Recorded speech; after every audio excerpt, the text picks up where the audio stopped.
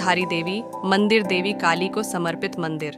यह मंदिर इस क्षेत्र में बहुत पूजनीय है।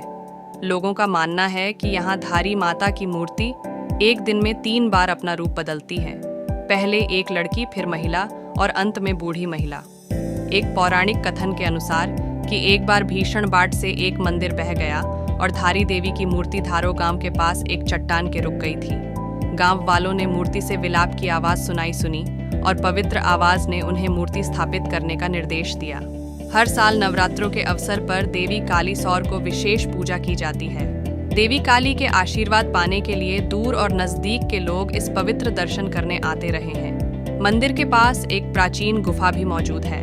यह मंदिर दिल्ली राष्ट्रीय राजमार्ग 55 पर श्रीनगर से 15 किलोमीटर दूर है। अलकनंदा नदी के किनारे पर मंदिर के पास तक 1 किलोमीटर सीमेंट मार्ग जाता है। 16 जून 2013 को देवी के मूल मंदिर को हटाकर अलकनंदा नदी से लगभग 112 मीटर की ऊंचाई पर कंक्रीट के प्लेटफॉर्म पर स्थानांतरित कर दिया गया, ताकि बुनियादी ढांचा क्षेत्र की प्रमुख कंपनी की सहायक company Alaknanda hydro power company limited HPCL द्वारा निर्मित 330 मेगावाट अलकनंदा जल विद्युत बांध के निर्माण के लिए रास्ता बनाया जा सके।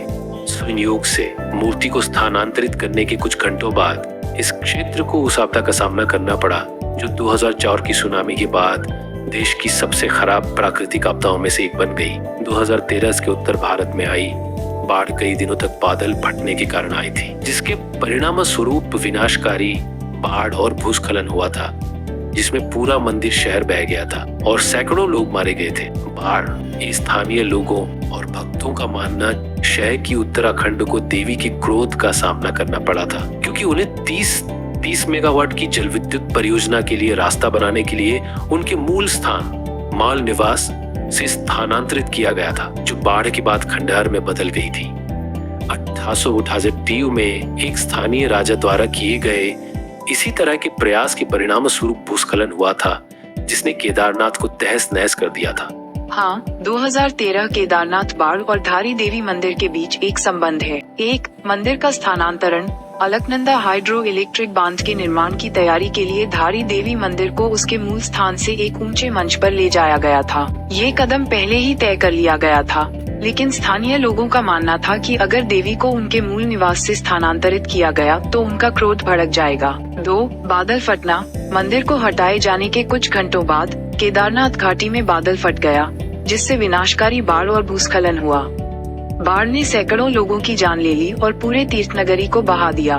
और 3, पुनर्स्थापना। धारी देवी की मूर्ति को पास के एक अस्थायी मंदिर में ले जाया गया और बाद में मूल स्थान पर पुनः स्थापित किया गया। धारी देवी को उत्तराखंड की संरक्षक देवी और 4 धाम तीर्थ यात्रा की रक्षक माना जाता है। स्थानीय लोगों का मानना है कि देवी काली के एक रूप धारी देवी को क्रोधित करने से विनाश होगा। उस दिन बाद केदारनाथ जल प्रलय हुआ, जिसमें हजारों लोग मारे गए। स्थानीय लोगों का मानना यह है कि मूर्ति को उसके मूल स्थान से हटाए जाने पर धारी देवी का क्रोध ही विनाश का कारण बना। त्रासदी के बाद से वे देवी को पानी में डूबे मूल मंदिर में वापस ले जाने की कोशिश कर रहे हैं।